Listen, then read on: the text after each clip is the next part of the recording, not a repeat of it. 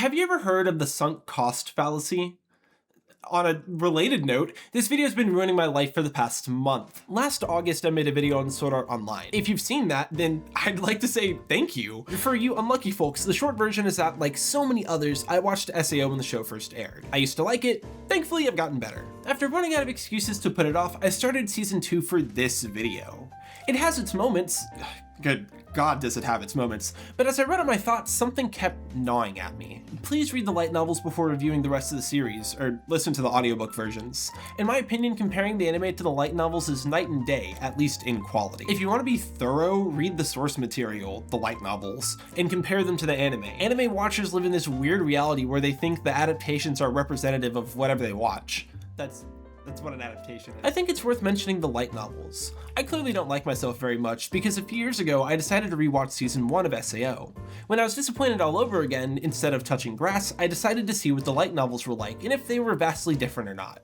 This is going to be a long comment, so buckle in. And now to be absolutely thorough, you have to read all the light novels to see if it's the writer or the anime. I am not reading that shit. And for what it's worth, I didn't change my mind. I really didn't plan on reading the books for this. But as I finished Gungale, I thought to myself, I don't know, maybe I should check out how it goes in the book just to see. That was Satan whispering into my ear. There's exactly one single thing that gets left out of the anime's adaptation of this scene, and it adds an unfortunate amount to the arc's lead character. I'll tell you what it is later, but the fact that it exists began to haunt me. What if, somehow, everything I complained about was A1 Pictures' fault? Is it possible that Sword Art fans haven't been blindly defending the series this whole time? What if the books are better? The sunk cost fallacy is a term that, for the sake of my sanity, I'm not planning on reading any more books than I have at this point. I read 8 goddamn books for this video. If that doesn't deserve a subscribe, it at least deserves the pity like. Also, I'd like to give a quick content warning. I'll try to keep the discussion light, but if you think engaging with any of the topics on screen could put you at risk of harm, you should stop this video and go do something else. Take it easy out there. Also, don't watch Sword Art. Before we get to Gungale, we're gonna play a little bit of catch up with the books. Since I've already covered the stories of these arcs in depth, we're really going to be focused on where and how the light novels differ from the anime. In the interest of time, I'll just come out and say it. They're about as good as each other. It's just that one is a light novel and the other is a TV show. It's almost like they took Kawahara's book and adapted it to be an anime. Let's start with the elephant on the page. The books are structured very strangely. While season 1 of the anime adapts books 1 through 4, the light novels don't go in chronological order. Book 1 begins late in the story of Sword Art before expanding on the opening with Klein, and then it jumps all the way forward to the Asuna Stalker arc and ends with Kaiba's defeat. The second book is a collection of short stories that took place in Aincrad, and then books 3 and 4 are Alfheim Online, or the Fairy Dance arc. Ballsy move!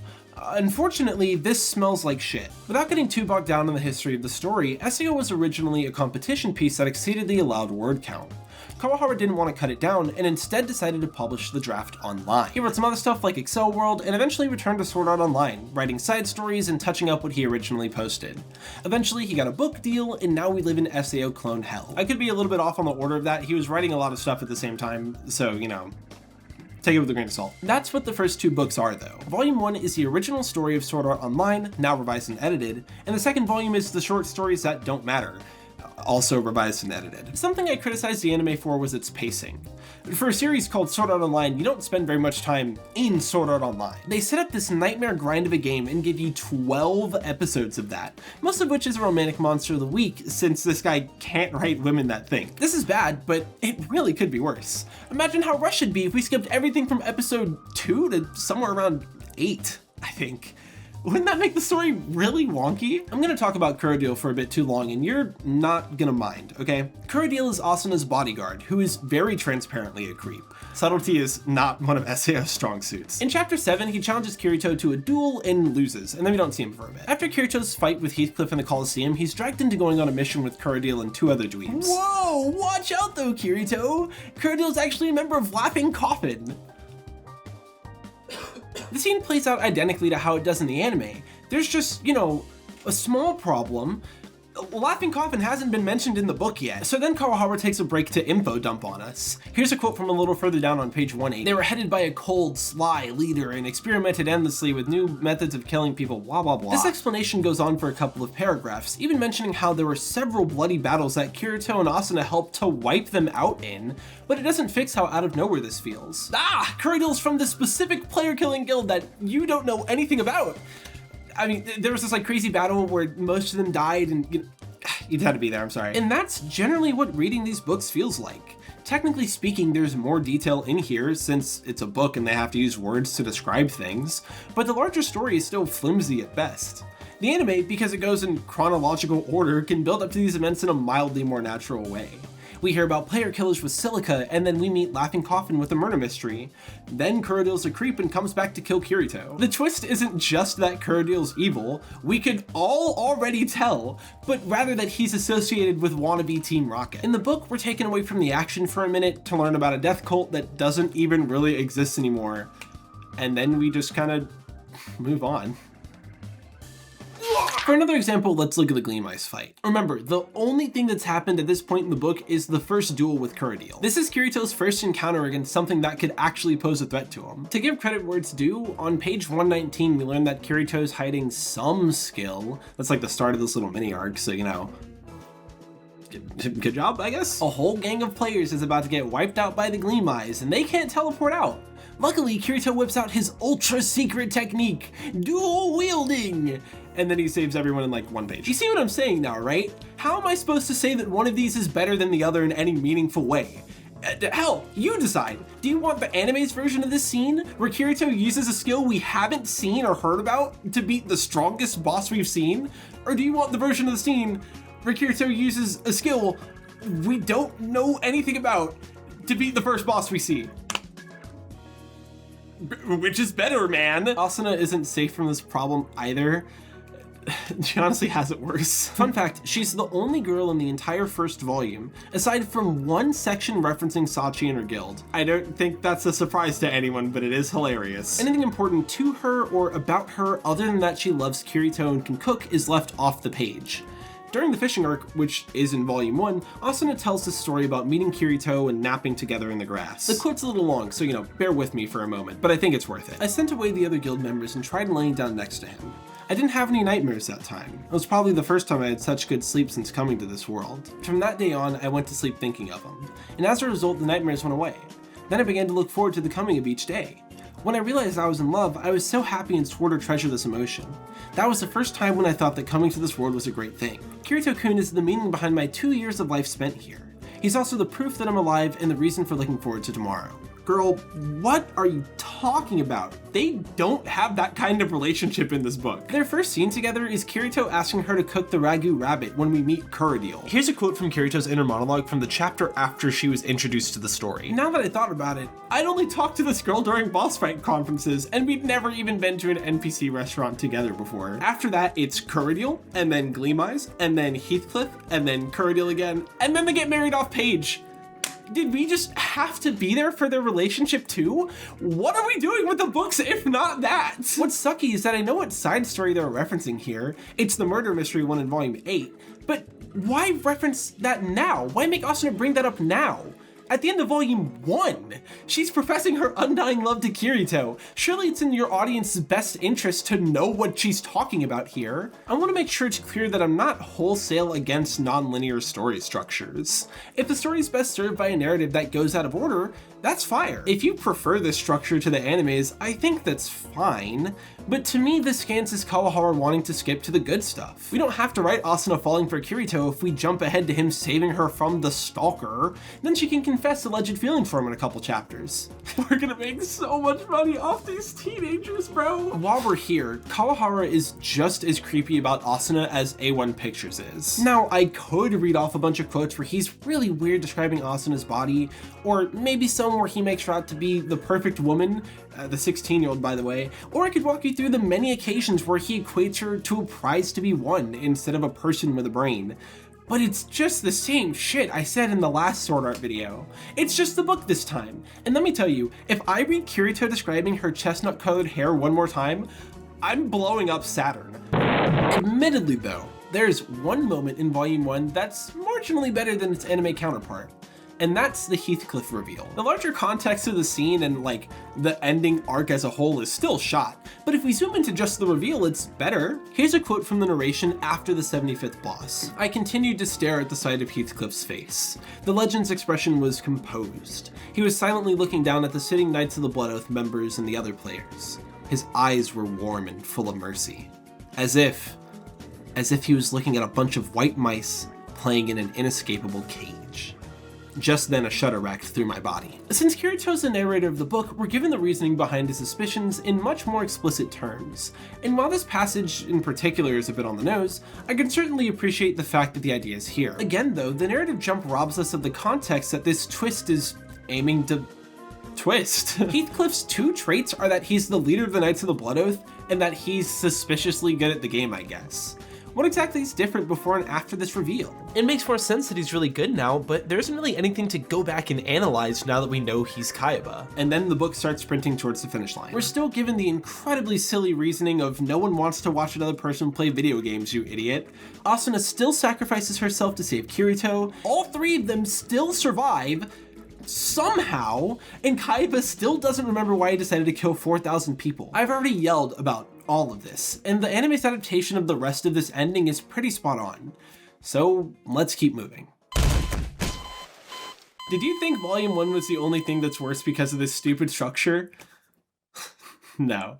Book 2 also smells like shit. Volume 2 is a collection of short stories of Kirito running into theoretically interesting people and affecting some sort of change in their life. These will inevitably end with a reset to the status quo to prepare for the next story, and that's okay. These were originally web stories, and while they're canonish, it doesn't feel like they were meant to change how we interpret the original story. I don't think anyone should be upset that Kawahara wanted to write bonus content for his web series, but this isn't a web novel anymore. These stories haven't been adapted for their book franchise. Rather, they've been copy and pasted into it haphazardly. So now we have a second book full of unrelated stories that ideally would work together to do something, but ultimately feel like a collection of aimless ideas grabbed from the cutting room floor. What's even stranger to me though is that he apologized for this. After Volume 1 was published, I received a large amount of valuable advice regarding how can I continue from this sort of ending. No matter how you look at it, the game was completely cleared and the world had also collapsed.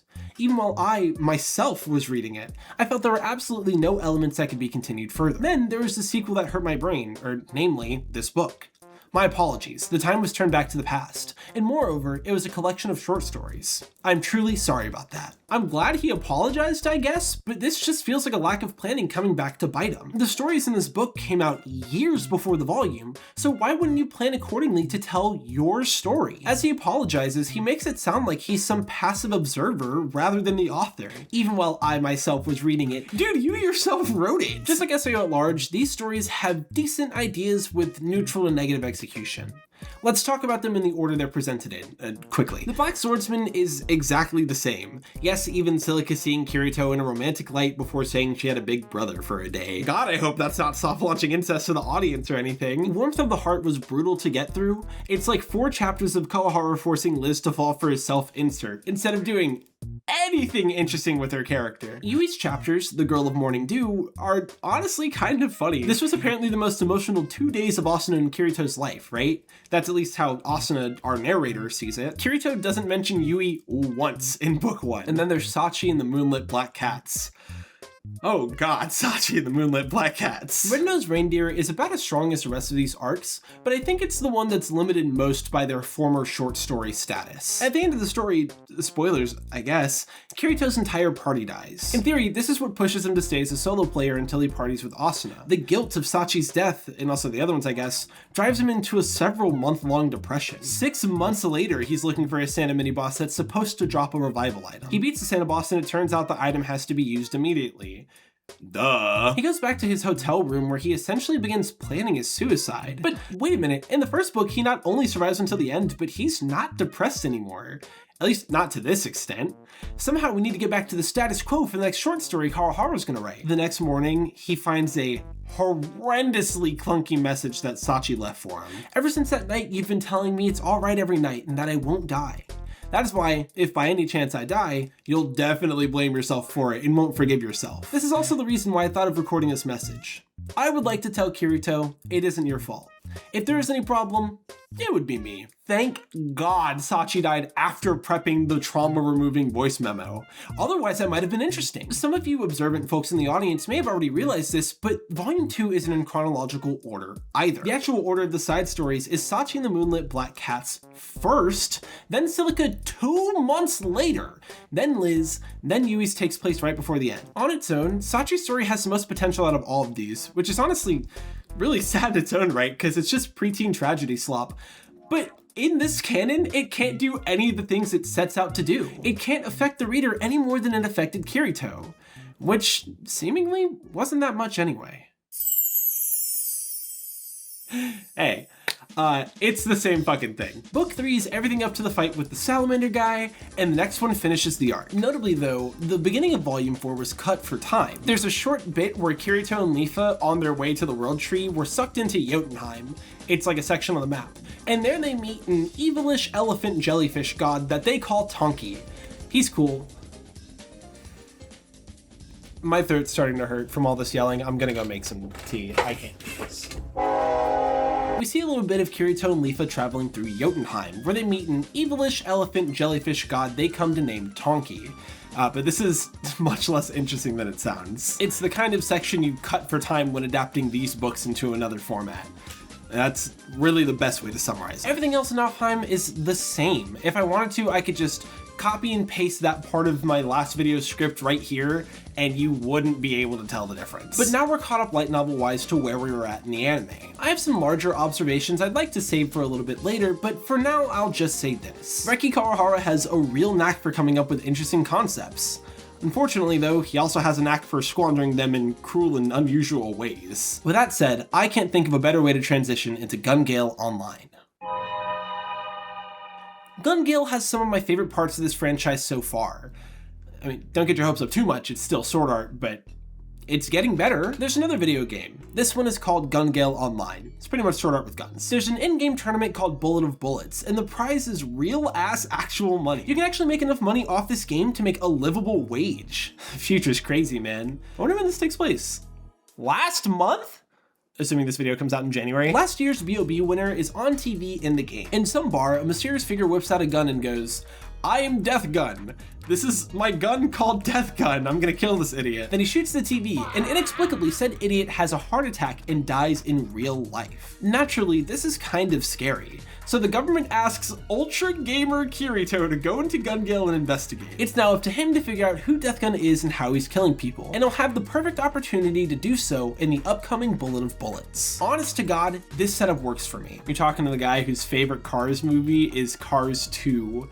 I really like weird sequels. If you're a director and you're watching this and you're making a sequel to your movie, you should make it weird for me, please. While all this is going on, there's a new character I'd like to introduce you to. This is Asada Shino. She is unequivocally the best part of this mess. When she was young, Asada shot and killed a man. While it was in self-defense, it's pretty easy to understand how this can traumatize someone, and traumatize it did indeed. Now in high school, Asada's terrified of anything gun-related. In spite of this, she's one of the top-ranked players in GGO, Sinon. This year, Sinon's aiming to win the Bullet of Bullets tournament. If she can defeat GGO's best, surely she'll have moved past her trauma and can begin living a normal life. This is, all things considered, a good idea for an arc in this story. These two personalities, Sinon and Asada, best represent the core idea of Sword Art Online. What's the difference between the real and virtual world? Is the real you the person offline, or the persona you take on when you're free to be anyone? Watching them get involved in the Death Gun mystery is so fire, but let's paint an even clearer picture of Asada's character before she gets screwed over. The incident happened when she and her mother were at a post office.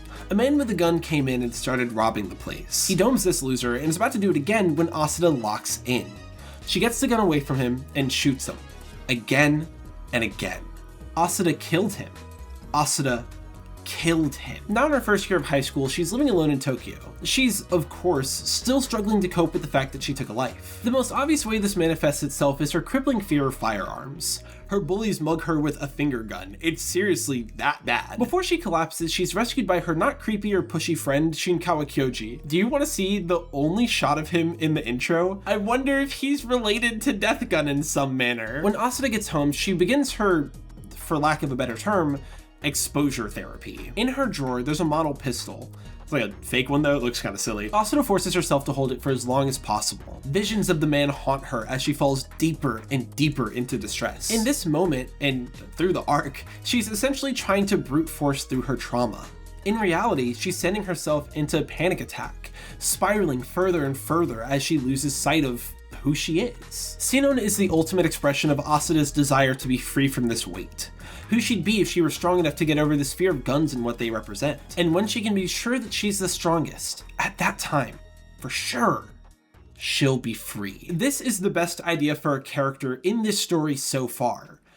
But then, a mere 20 pages later, Kawahara drops his first breadcrumb for where this story's really going. Right after her panic attack at home, she cries to herself, "Help me.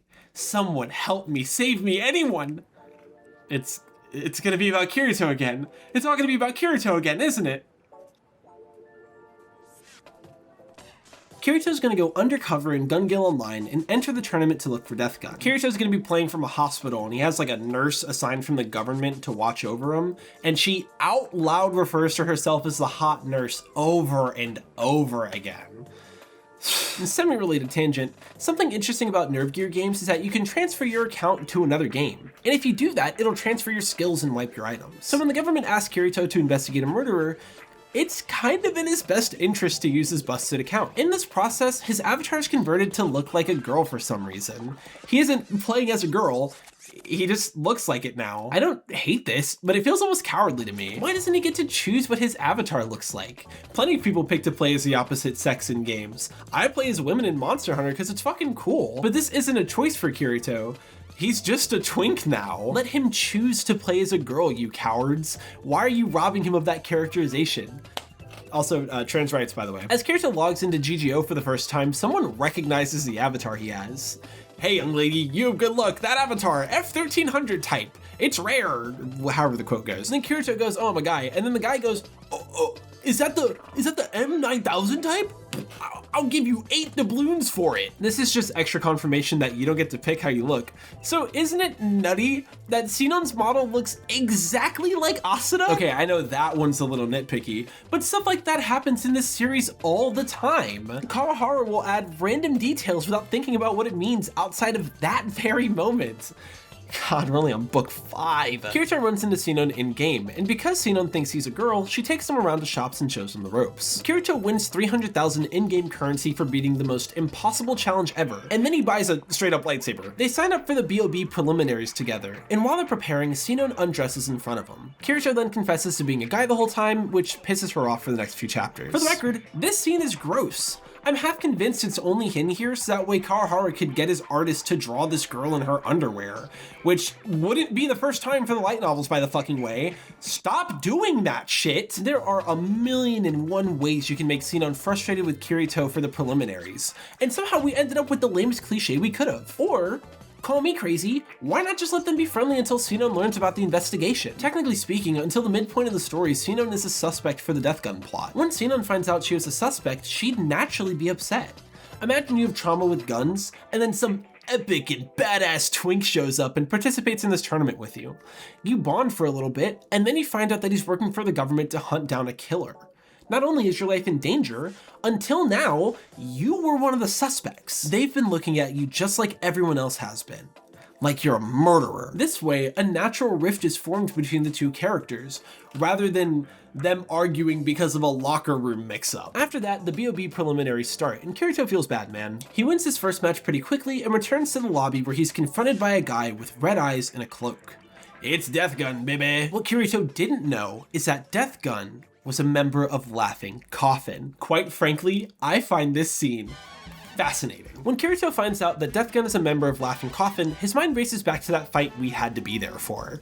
This huge battle where the frontline players crushed the entire guild, before what remained of them scattered to the digital wind. In the book, we've heard about this incident before. It's the only context we're given about the guild itself in Volume 1. It's what Kirito thinks of during the Kurradil betrayal. Conversely, in the anime, it's not the first time we've dealt with Laughing Coffin, but it is the first time we're hearing about this battle. In that canon, the organization has more of a presence. So while the incident feels convenient, a new character having something to do with them feels more natural. It's the Corridale thing. It's just the Corridale thing again. However, in both versions of the story, this flashback represents something more irritating to me. What if the larger goal of this was essentially to one-up Sinon? This is our first time actually seeing the event. And during the battle, Kirito killed not just one, but 2 members of Laughing Coffin. While it was in self-defense, it's pretty easy to understand how this can traumatize someone. And traumatize it did indeed, I guess. Kirito's been living with the crushing weight of killing 2 people. We just didn't know it was affecting him up until now. I've joked about Kirito stealing narrative focus from the characters he interacts with, but this is like a new extreme. For all intents and purposes, we're taking Sinon's arc and giving it to Kirito. We also aren't gonna ignore that he already had 2 bodies under his belt and had presumably moved past it. Do Corridale and Kaiba not count? Does he not feel guilty over them because they've killed multiple people? I wonder if that applies to any Laughing Coffin members. Let's speed this up, this is taking too long. Kirito thinks he knows who Death Gun is, but he can't remember what his name was in SAO. If he did, he could report him to the government, since they have a list of all the players and account names. For some reason though, he just can't seem to remember what it was. It's the next day and both of our heroes made it to the finals. Kyoji's still being super duper weird. He's super pushy, he's pinning Asuna so she can't get away from him. It's not a good look. Do you think he might be... No, Kyoji wouldn't hurt a fly. During the tournament, Sinon and Kirito are working together to stop Death Gun from shooting people with his death gun, because it'll kill them. They fail to save this guy from getting murdered, and the Death Gun sets his sights on Sinon. So how's he doing it? How's Death Gun killing the other players? Well, he isn't. Well, at least he alone isn't. There's more than one killer here. There has to be at least 2 people working together to commit the crimes. One of them is in the game playing as Death Gun, and the other is breaking into victims' apartments. It's likely they stole the player's information by watching as people put in their address during the BOB registration. The Death Gun in the game is being watched by the one outside, and whenever they land a shot with the Death Gun, their partner's murdering the helpless player IRL with some sort of poison. That's Kirito's theory anyway, which means that there's probably someone in Sinon's apartment right now. This is fire. The revelation of multiple killers adds so much tension to the final act of this arc. Kirito is safe, but there's someone just waiting for their moment to take Asuna out. It's actually pretty cool. Okay, now watch as Kawahara takes this, shits on that page, and then slams the cover shut as hard as he can. We've officially made it to the final 4 of the tournament. It's Kirito, Sinon, Death Gun, and some other loser that Sinon annihilates. So it's our 2 heroes versus Death Gun. While they're sword fighting in Gungale Online, Kirito's still trying to figure out who Death Gun was in SAO, when we get the most insane drop in literary history. Death Gun is Kirito on the ropes when he says, "After that battle, just when we were about to be sent to jail, I was about to tell you my name, but you said I don't want to know your name. There's no need, because I don't want to meet you again." Are we dead ass? Kirito can't remember the name because when Death Gun walked up to him, he unprompted went la la la la la la. The fight is getting pretty intense when Kirito thinks, man, this Death Gun guy has red eyes. Red eyes. Wait a minute, and we flash back to another scene we haven't seen before in either version of the story. Before the unseen battle, there's an unseen briefing. And in that briefing, one of the members of Laughing Coffins, like in the picture, he had red eyes too. His name was Red-Eyed Zaza. That's it, that's who Death Gun is. You think he was red-eyed off the Zaza when he wrote this? In the final moments of the battle, Sinon distracts Death Gun while Kirito seals the deal. He's learned to live with his guilt, I guess. But we still aren't done with the arc. Someone may be in Asuna's apartment. After they tie for first, our 2 heroes trade information. And Asuna's place is like, I don't know, like 15-20 minutes away from the hospital Kirito's playing from. Once he logs out, he's gonna call the cops and send them to where she's at just in case. Asuna logs out and searches her place, and no one's there.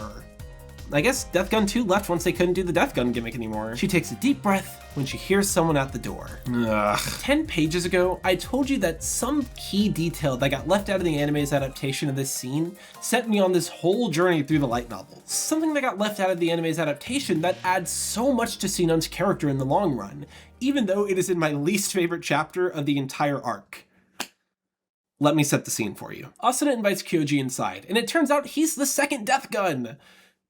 Shocking, I know. Just so we're all on the same page, let's walk through the reveal. Kyoji's brother was a sword art survivor, but he didn't just survive like everyone else. He was Laughing Coffin's red-eyed Zaza. The two come from a family of doctors, and since Zaza was trapped in sword art for 2 years, it fell on Kyoji to uphold the family legacy. As his life got more restricted, his obsession with Gungale and this feeling that he was just so fucked up and evil grew, and he slipped further and further into depravity. Once his brother came out of sword art, he became obsessed with Laughing Coffin. Anyway, remember the first victim? Yeah, that idiot. During the last VOB, he said agility type builds were the way to go, but then the meta changed.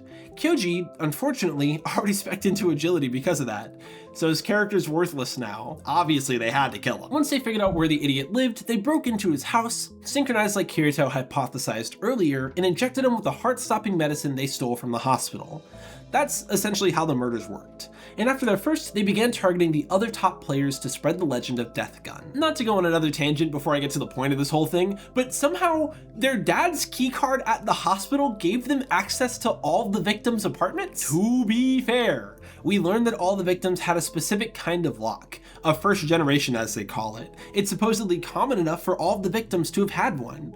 But why does the dad's hospital keycard give them access to a completely unrelated lock? The future's crazy, I guess. Anyway, Kyoji's gonna kill Asuna if she doesn't want to spend the rest of her life in the game with him. This scene is very gross. It's played up like Kyoji's going to assault Asuna, and I can only really imagine Kawahara doing this to add tension to the scene where this girl was already about to be murdered by her stalker. Before anyone even comments it, no, the tone isn't only like this in the anime. Not only does Asuna think that's what's going to happen before he pulls out the syringe, but during the rest of the conversation, he's like pawing at her shirt and claiming to love her. Kawahara, dude, you fucking suck, man. Why is this a habit?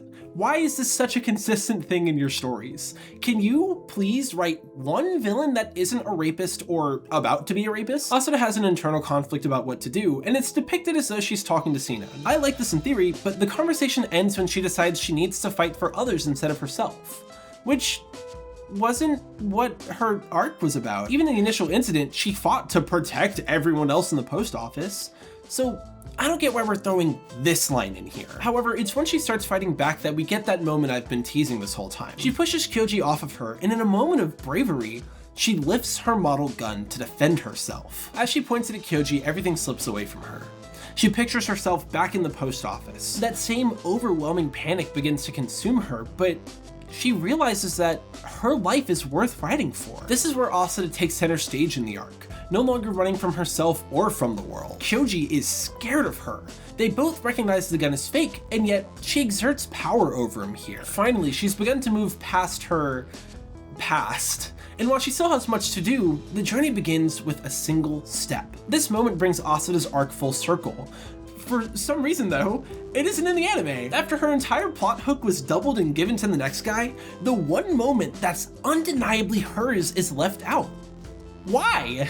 Why is it the one time the series does something well, as much of a fluke as it is, do we not care? While this removal is pretty frustrating on its own, I'm personally pretty pissed off right now. This stupid fucking section gaslit me into reading the 8 books I read! If it were all like this, if the anime was leaving out real character moments like this all the time, then reading the books would be worth it. Don't worry, I checked. It's not! They also follow this up with another shit-ass ending. Once there's some distance between the two, Asuna makes a break for the front door. Kyoji grabs her before she can get outside and begins being an ultra creep. Luckily though, since she managed to unlock the door, Kirito comes in and saves her. The guys struggle for a minute, but Kyoji manages to get the upper hand and injects Kirito with the poison. Fuck! Asuna grabs the boombox and kills Kyoji, I guess, but it's already too late.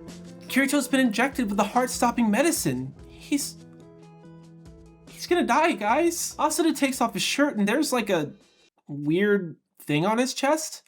It's like a small circle over his heart. You see, Kirito's been playing from a hospital this whole time. And while he's been logged in, he's had these electrodes on his body so the hot nurse could monitor his vitals. After the tournament, he rushed straight here and he forgot to take one of them off. It just so happened to be exactly where Kyoji stabbed him with the needle.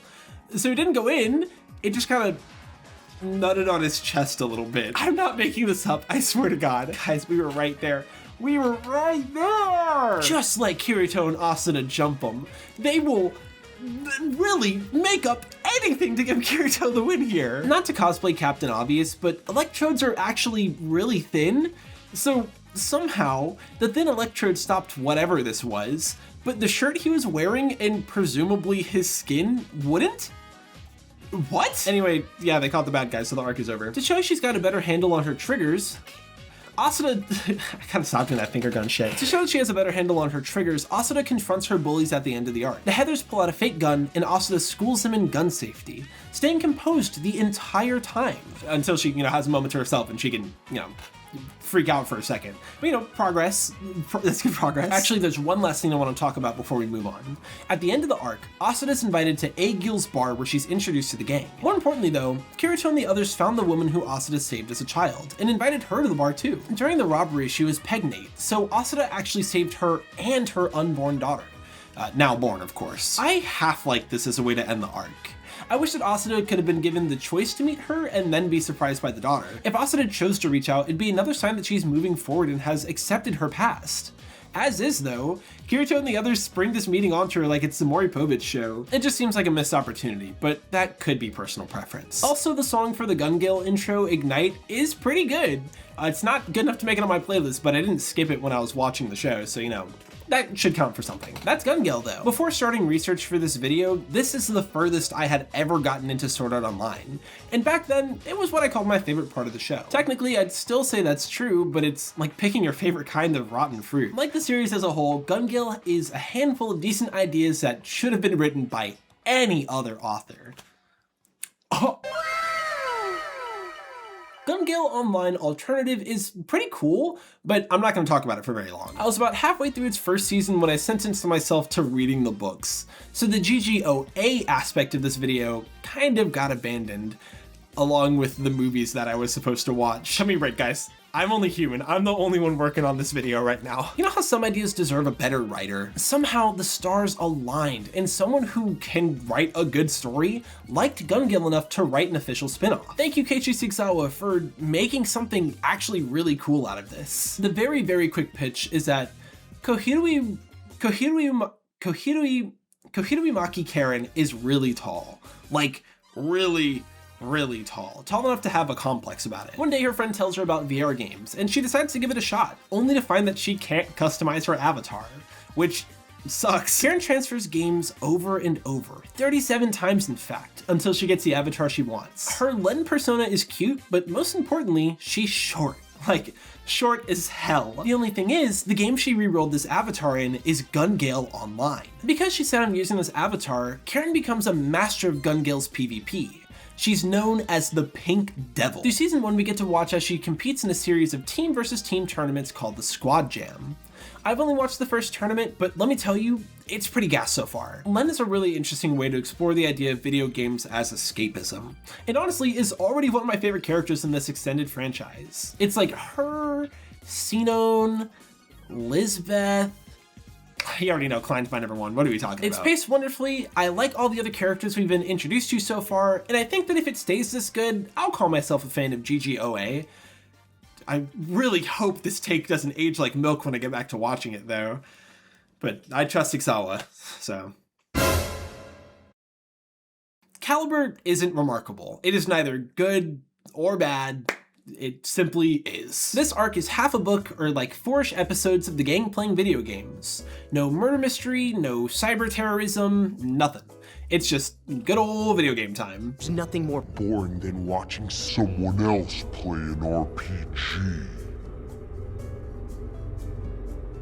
Is there Akihiko Kaiba? For the record, we're back in Alfheim Online, and we'll be spending the rest of this video there. People have figured out that Excalibur is in one of the sections of the map called Jotunheim, but no one's been able to claim the item yet. Since Kirito is like the sword guy, the gang wants to help him get the item. They all make their way into the land of the giants, where we meet this giant jellyfish elephant thing. It's Kirito and Leafa's friend, Tonki. Hang on, we cut that for time last season. How are we gonna, they don't know about Tonki, how are we gonna let them know about that? Give Kirito another you had to be there moment? Yeah, just put it at the start of the episode, it'll be like 10% less weird. Yeah, that's what I was thinking. Anyway, they ride Tonki's back and they're watching a bunch of other players kill the same kind of mob he is. and everyone's so hurt by it, by people killing mobs in a video game. They're chilling until a giant woman pops up and gives them the actual quest they need to go find Excalibur. It turns out Excalibur cut the roots of the world tree, and now Jotunheim sucks ass for anyone who isn't a frost giant. The king of the frost giants is tricking the other players into hunting Tonki's race for him and offering a fake Excalibur as a reward. They have to pull the real sword from the stone before all of Tonki's race gets wiped out by the other players, or else Jotunheim will forever be fucked over. After that, the part of the map they're normally on is gonna face the same fate. I think it's here that Kawahara remembered how he ended the first volume of his series. If he just writes about the gang playing video games, then by his own logic, no one's gonna give a shit. Whatever will he do? Yui starts the next episode by going, "Whoa, this is way more serious than you think it is." And then she explains that if they fuck up this quest, it'll bring ruin to the game for real, and they can't ever fix it. Ever, forever, never. Do you care very much about that? Anyway, they beat the dungeon and have a happy new year. At the end. Before we move on to the last arc of the video, I have a couple of funny things to point out that, you know, I want to point out. Kaiba created ChatGPT for Sword Art Online, and this entire game-ending quest is like a result of that code. The original Cardinal system has a few functions which have been cut out of the shrunk version. One of them is the automatic quest generation function. It will collect legends and folklore of the world through the network, and continue to generate infinite amounts of quests using proper names and story patterns. It is fucking nutty that in the story set right now, written years ago, ChatGPT is like a thing. God, we will never be free from that fucking thing. They're fighting these two minotaurs, and apparently it's really difficult. And then Kirito's like, guys, we gotta hit him really hard at the same time. And then they win immediately. Klein is horny for an NPC called Freya, who turns out to be Thor. Poor guy. He also shoots his shot with a different goddess NPC later. It isn't Thor this time. I hope. I can't believe I'm about to say this about my goat. This means that Klein is the first documented case of ChatGPT psychosis.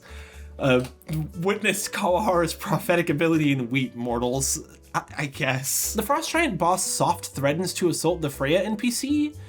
Why? He's a mob in a video game. Why are you also writing him to be a pervert? This one actually kind of pisses me off. Kirito and Sinon are being written to be flirty right now. Earlier in the arc, he grabs her tail and we get an ass shot. This is played up a little for the anime, but it's not great in the book either. But more importantly, at the end of the arc, Kirito throws Excalibur away. Before it's too late, Sinon uses Bungee Gum to grab it. In case you don't know, Bungee Gum is a spell. It gives her magic the property of both rubber and of gum. She hands it to Kirito, the married man by the way, and goes, every time you draw it, you have to think of me. No, please. Please don't do this to Sinon. I can handle the rest of them. I really can. She's been through enough, man, please. Kirito's able to make it so that Yui can hang out with him while they're in Aegil's bar via camera. I'm only telling you this so something later seems slightly less miraculous, although it is still kind of crazy. And since I won't have anywhere else to really mention it, the anime broke the book's structure again. Calibur comes chronologically days before the next arc, Mother's Rosario, which makes up all of Book 7. Book 8 is Calibur, a short story that's pretty unremarkable, and the murder mystery from last season. Just switch it around a little bit, guys. Since in the books, Mother's Rosario comes first, if you know the dates of the events, this one loses a lot of tension. Ah, yes, there's a potentially game-ending quest that you've never heard of. This event takes place a week before the last book. I wonder if they're gonna make it in time. And that's Calibur. They play video games for a bit. What can I say? It's just, no one wants to watch anyone play a video game. I'm Ricky Kawahara. I know we're all here to watch me shit on Sword Art Online, but I've got to be honest here. Mother's Rosario is, all things considered, really not that bad. I, unfortunately, had it spoiled for me in the comments that this arc was about a terminal patient, and I started to brace myself for the horrible things Kawahara was going to commit to the page. Luckily, though, it was acceptable, I guess? Good? While some aspects of the story could still use a little polish, more often than not, Kawahara avoids his usual habits. This is mostly because Kirito isn't in the story. Not like the whole time anyway. Sorry to bait you like that. That was fucked up. Asuna's mom, Kyoko, thinks that the school for sword art survivors is straight up ass, so she wants to transfer her daughter to somewhere that'll get her into a good college. Asuna, of course, wants to stay with her friends and partner. Despite her confident persona in the game, when it comes to her mom, she can't find it in herself to stand up for herself. Half of the story is about Asuna navigating this dynamic, and overall I'd say it's fine. There just isn't much going on here. And since it's so much less interesting than what else is going on, I'm not going to be talking about it too much. You really aren't missing out though. The better stuff comes to us as Asuna's hanging out with everyone at her house in New Aincrad. While Kirito's asleep, Liz tells Asuna about this kick-ass player called Zekken, who's asking for challenges every day at the same time. Apparently, they've got some super awesome original skill and no one's been able to touch them. Not even Kirito. In fact, Kirito himself said that if this person were an SAO, they would have gotten the dual wielding skill instead of him. Can't believe he's fucking washed. Now that we've sufficiently hyped up this mystery swordsman, Asuna goes to challenge them, and we find out they're swords woman. You guys are never gonna guess how many duels they've won up until now. Ah, yeah! That's 67 wins in a row! That's 67 wins in a row! That boy say. That's 67 wins in a row! They fight and Asuna gets outright skill gapped. After the duel though, Zekken asks her to come with them, and here's where we learn a little more. As it turns out, this player is a part of a guild called the Sleeping Knights, and they need Asuna's help. See, Zekken, whose real name is Kono Yuki, is the strongest of the group. The 6 members of the guild only have a couple of months before they split up, and they were looking for someone about as strong as her to help them complete their quest. In New Aincrad, it takes about 50-ish people to clear a boss, and if that happens, the leaders of the involved parties will find their name on the Monument of Swordsmen. But before they disband, they want to get all of their names on the leaderboard. The only way that'll happen is if they take out the 27th boss all on their own. Well, on their own with Asuna's help anyway. Since I'm taking you through my experience of the series, I'll full-on spoil it for you here. Yuki and the other Sleeping Knights are all terminal patients using highly experimental full dive tech, like with medical applications. They don't have much time left and want to leave proof of their life somewhere that'll outlast all of them. I quite like this idea. While this story has technically lower stakes than anything we've seen up to this point, aside from Calibur I guess, it uses this smaller scope and simple setup really effectively. I think all of us can relate to the fear of an existence in which we leave nothing behind. I mean, they're terminal, but we're all gonna bite the big one someday, and that's something you'll have to come to terms with. So while the stakes are literally lower, they want to put their name on a leaderboard, it feels more emotionally gratifying than anything the series has done up till now. I was at least somewhat interested in whether or not they'd accomplish their goal. Plus, any gamer can understand struggling to put a dent in a leaderboard, so good on Kawahara for setting up something that makes Aincrad feel like an actual video game. It's a remarkably low bar, but they aren't struggling to clear it this time. Thankfully. Anyway, they make an attempt on the boss and get washed pretty quickly. And when they return, there's like 20 dudes chilling outside the boss room. They're just waiting for the raid team to show up to take a crack at it. For some reason, they're really adamant about not letting the Sleeping Knights through for another attempt. To which Yuki goes, fuck it. Sometimes you just gotta fight them. And then everyone starts fighting. We just have to let Kirito save the day somehow though. So as they're about to be overwhelmed by the cavalry, the main man makes his grand appearance. Since he isn't in the party, he's decided to help by stalling the entire raid team waiting outside the boss room. With Klein's help, of course. He's not doing it solo. Once they're inside, they beat the boss by targeting the weak spot on its chest. And if it's that simple, would it really take 50 people to beat? Hell, I bet if someone tried really hard, they could have beaten the boss all on their own. All's well that ends well, except Asuna's grown quite fond of the Knights, and especially of Yuki. While they're celebrating their win, Asuna asks to join the guild, and everyone says no. Since the mood has shifted, they decide to go take a photo in front of the monument, and while they're there, Yuki calls Asuna sis. This happened like twice by now, and when Asuna brings attention to it, Yuki freaks out and logs off. Then they all start ghosting her. Something I forgot to mention is that when Kirito dueled Yuki, he asked her something that freaked her out. He asked if she's full-time in this world, and that's why he wasn't selected to join the guild. Yuki didn't want the 7th member to know that they were terminal. While Asuna's upset over getting ghosted, Kirito asks her if she wants to visit Yuki in real life. You see, Kirito's a man with a very particular set of skills. Skills he's acquired over a very long career. Skills that make him a nightmare for people who want to be left alone. Since he figured out she's full-time in VR, he started snooping around online and found the only hospital that can even do that. Asuna pays Yuki a visit, and this is where we learn how sick she really is. Yuki wasn't born, she was C-sectioned out. During the operation, her mother, and her previously undisclosed twin sister were infected with HIV-contaminated blood. Before anyone realized, the three of them had developed AIDS. Years later, Yuki and her sister were given the offer to join the clinical trials for something called the metacuboid. It's basically the nerve gear on crack. It's designed to stop you from feeling any pain while you're in a full dive. That was 3 years ago, and they've been in a full dive ever since. Yuki's sister, who Asuna reportedly smells like, passed not too long ago. While she was alive, she was apparently even better at VR games than Yuki was. It doesn't really matter since she's dead though. I guess. It was her death that motivated the Sleeping Knights to leave some mark on the world. That's why they looked for Asuna. Upon hearing this, Asuna was, of course, distraught, but instead of running away from the situation, she embraces Yuki and asks that she can still be her friend. And she's like, you know what? Hell yeah. Not to get too off topic, since I know you're all dying to find out what happens, but I just want to tell you about something kind of funny. Kirito is in a quote mechatronics class. That's how he's able to set up the thing in Egil's bar for Yui. So since he's a genius or whatever, he builds a shoulder mounted camera for Yuki to see through as Asuna goes about her day. This is like insane, but you know, he's a smart kid, that's his character, so it's fine. I just think mechatronics is a really funny made up school subject. So mechatronics is a real word. It just happens to sound like silly future jargon. Shout out to all the mechatronic majors at Make Believe University. Certainly real and also watching this video right now. While they're out and about, Yuki directs Asuna to her old family home, and they have a conversation about their parents and how hard it can be to be authentic when talking to them. Yuki's parents are dead, by the way. Here, Asuna figures out what Yuki meant when she said, fuck it, sometimes you just gotta fight them. She needs to be direct on how she's feeling towards her mother, and later we see them have a conversation on Asuna's terms. They go into the game, Kyoko using Asuna's alt account, and hash out their communication issues. Asuna gets to stay at the SAO school as long as her grades are good, and her mom is gonna try to listen more. I don't have really anything else to say about their half of the plot. I'm glad Kawahara is stepping out of his usual power fantasy slop wheelhouse here, but I don't think he's the best person to write a story about how societal pressures harm women at large. Given a little more time to bake, I could see this working.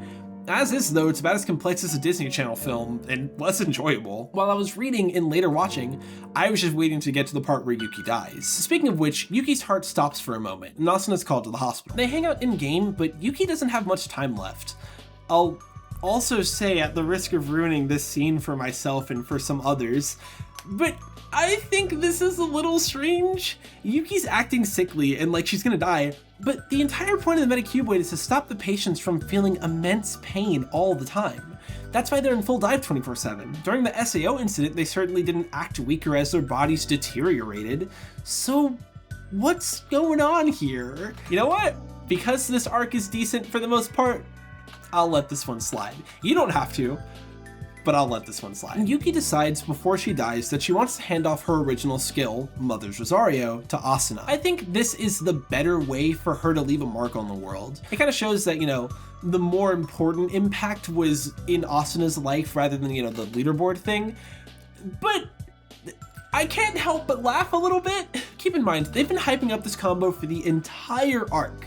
You want to see what it looks like though? This legendary skill that was strong enough to beat Kirito and Asuna in single combat? It's 10 stabs in the shape of an X, and then an 11th in the middle. We move on to not one, but 2 funeral scenes.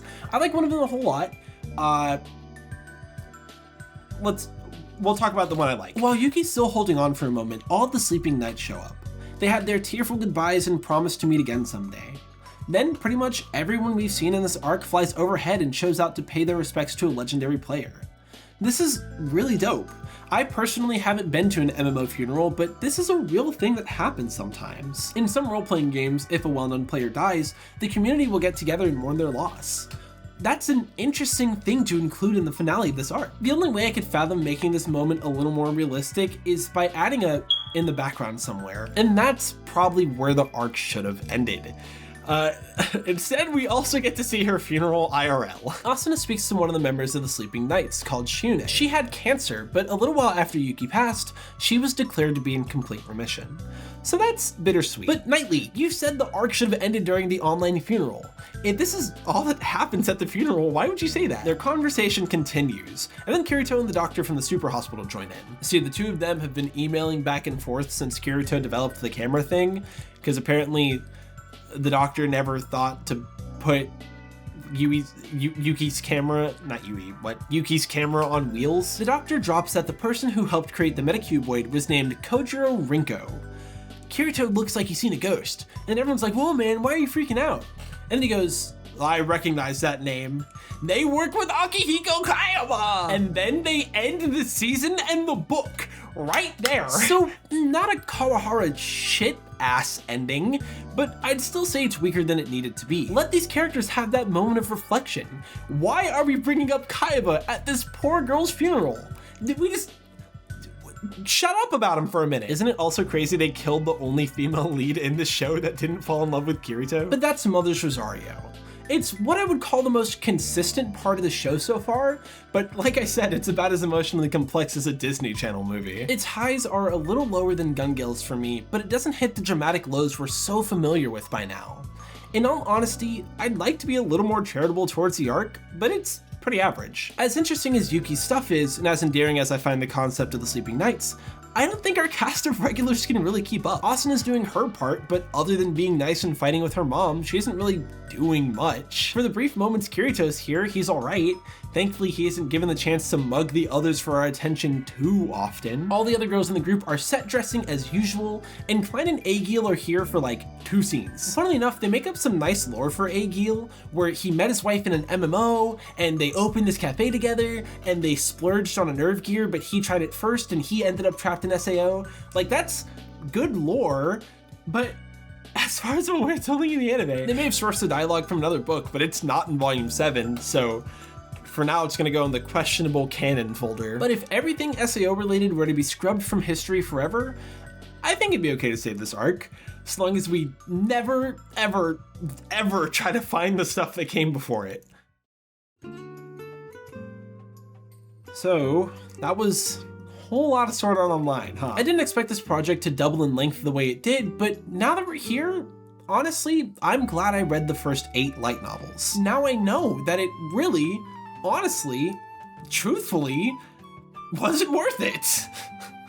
Hold your horses, there's more. The anime is, all things considered, a pretty decent adaptation of the source material. At best, it's a decent story aimed at teenagers, and at worst, it's an incoherent mess. Kawahara's writing tends to be massively inconsistent, so of course any adaptation of that material would carry some problems over. He's consistently able to find good launching points for these stories, but almost every single time he manages to drop the ball before the end. Sometimes these fumbles are a little annoying, but sometimes they rot everything the arc had going for it. Season 1 walked and tripped so that Season 2 could jog and trip. But what's important is that there's still 2 legs in this race left. Alicization could be interesting, but from what I got spoiled for me in the comments, I'm not so sure it will be. Honest to God though, I want Kawahara to continue on this positive trend. Hopefully, we'll finally get some good SAO soon. I'll tell you what though, I am not reading this shit anymore. In my opinion, there just isn't enough of a difference in the material for it to be worth reading and watching. And I need to watch the footage so I can, edit it later. I'm not doing both, man. I'll still review seasons 3 and 4 and the other movies at some point, but I'm handing the Alicization light novels off to some other YouTuber to talk about. You've got it, young Midoriya. You too can beat this thing that was once a dead horse. And that's it. Thank you guys so much for watching all the way to the end of the video. An extra thank you if you caught this as it premiered live. That's really awesome of you. That's for you. No, if you're watching this on replay, you don't get that kiss. If you guys did enjoy the video, you should totally subscribe because I've got more incredible content coming down the pipeline for you. I've been talking for way too long though. I want to know what you guys think. Did you like Sword Art Season 2? Do you think the light novels are better than the anime? Do you think the anime is better than the light novel? Other question for you to answer in the comments below. I'm always checking those comments because I love hearing what you guys think on this stuff. So you should let me know what you think on this stuff. Also, if you're looking to hang out with some really cool people, you should join our Discord. I'll throw a QR code on screen right here. There's also a link in the description and in the pinned comment under all the music timestamps. Thank God I remembered to plug it this time. That's really all I've got for you this time, though. As always, I'm Knightley. I am 2 seconds away from finishing this video. Why am I getting it done? As always, I'm Knightley. You've been absolutely incredible, and I'll see you relatively soon. Peace. The arcs that take place in Season 2 happened over the last few weeks in real life, but I didn't know that until I started watching the show. By complete coincidence, I ended up watching all of Gungale on the final day of the tournament, and then I started reading the books, so I put off watching the New Year's arc until New Year's. So that was cool.